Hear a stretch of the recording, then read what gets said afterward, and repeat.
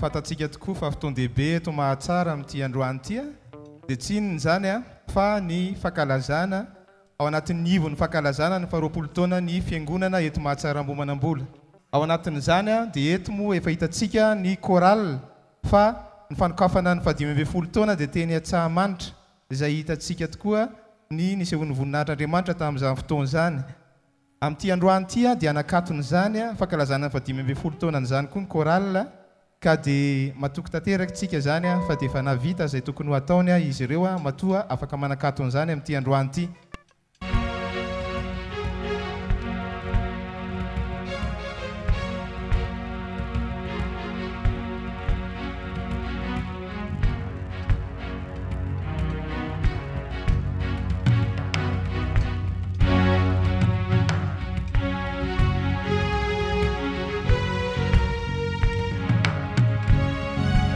Eny ary anomboka zany tsika ny fanapahana ny mofomamy izay eto anoloana miaraka amin'ilay aman-dreny pasteur Mayolina izay fanamarina ny ivon'ny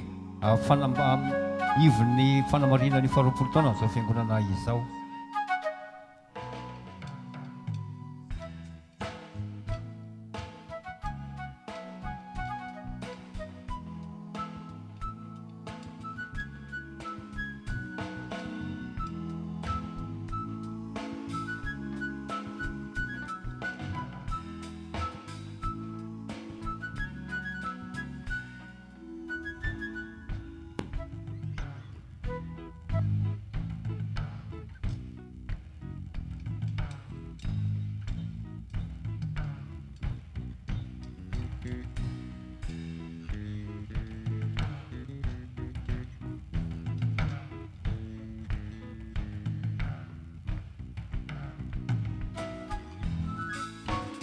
Eny ary zany ka dia aloha tsofina reto jiro reto zany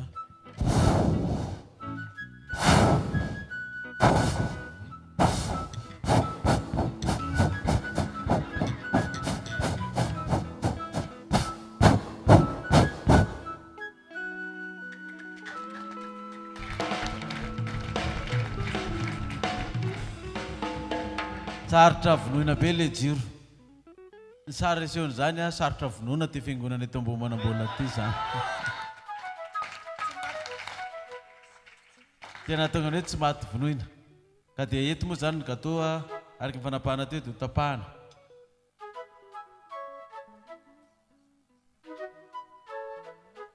Amin'ny anaran'i Jesosy Kristy, fanifahefan'i Kristy no nanapaka ny fiangonana Ambohimanambola eto hatramin'izao ko mandrakizay. Hotahinana mivoaka na miditra ianareo. Hotahinana zanakalahy sy ny zanakavavy. Tena ny aza fitadiavana sy ny fivelomana. Dia ho mamy ny fahasoavana sy fiten'Andriamanitra amin'ny alalan'ity gâteau ty. Alleluia. Amen.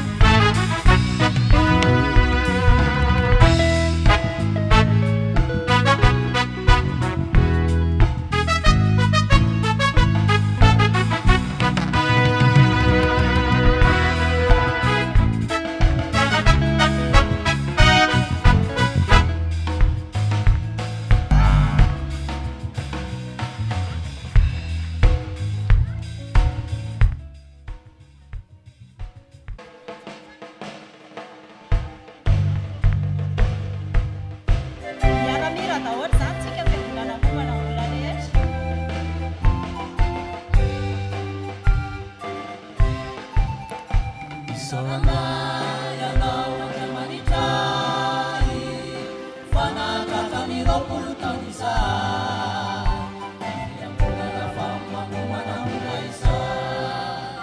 Isolana yanao andamanitai fanatata miropolo taona izay fiangonana famamomana izay. Funinaita uamini avo indrindra fa fifaliana be faorina zizay zizay miatratra ny roapolo taona manaraka indray. Funinaita uamini avo indrindra fa fifaliana be faorina zizay zizay miatratra ny roapolo taona manaraka indray.